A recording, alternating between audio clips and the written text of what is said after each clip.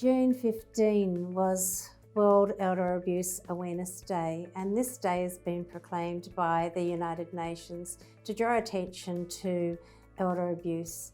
And as part of the health and community team at Holland Wilcox, we work very closely with approved providers to identify elder abuse and also to work with them to reduce elder abuse. In this session, I'd like to talk about ways to identify elder abuse and also how to deal with it, enacting for it in approved providers for residential aged care or home care services in Australia. Elder abuse involves a number of things, and this can include sexual abuse, physical abuse, financial abuse and psychological abuse. And quite often the people at most at risk are the ones that don't have the family support and that they're on their own, and it's very difficult for them to be able to access services.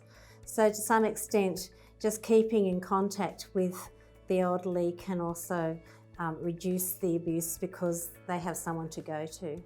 Approved providers can help reduce elder abuse by making sure that their policies and procedures are very clear for staff on what is acceptable and not acceptable behaviour, ensuring that there's a code of conduct that you share with residents and their families so that everyone knows the expectations. Some of the policies and procedures that you should look at obviously is your complaints policy, because that's the canary in the coal mine. When you're seeing a lot of complaints, then you can see trends, and whether there is a particular trend with a particular facility, there might be a cultural issue, or there's a particular trend, for example, benchmarking the number of psychotropic medications that your facility is using or doctors at your facility are prescribing as compared to industry benchmark.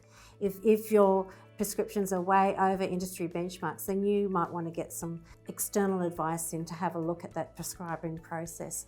And also in terms of Schedule 8 drugs, even though some facilities aren't required to have drug registers, we do recommend that you have it as part of a clinical governance strategy so that you can identify what's being prescribed and administered and checking that against industry benchmarks. Another thing that you might want to look at is also as hospitalisation. Why are residents being hospitalised? Are there instances of significant bruising above industry benchmarks? And also where there are instances of the use of restraints, is the use of the restraints in accordance with industry benchmarks? Because if you're way above, then obviously that's raising questions that you should be asking. In relation to elder abuse in home care, it's important to be aware of what's going on, because quite often the care recipient may be abused by a family member. And in some cases, we have helped home care providers and hospitals make applications before the tribunal, the Administrative Tribunal Guardianship Division, for the appointment of a public guardian as necessary. For approved providers, there are a number of mandatory reporting requirements.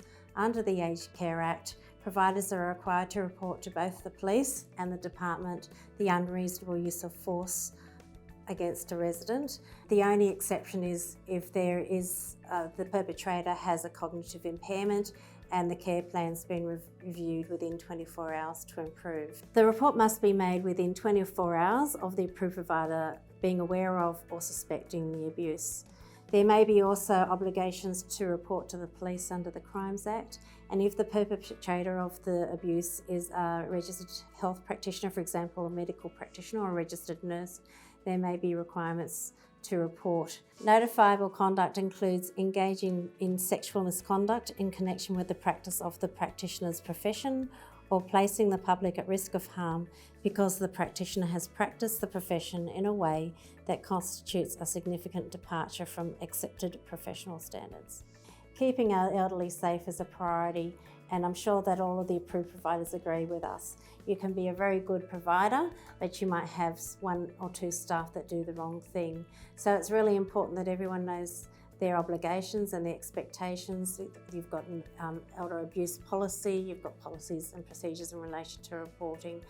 If you have staff that do the wrong thing, then you put in place procedures in relation to managing that staff, whether it's improving their conduct or whether you should be terminating them or reporting them to the police. I hope these tips are useful for the industry to make sure that our elderly are respected and safe on this day where we remember the importance of reducing elder abuse.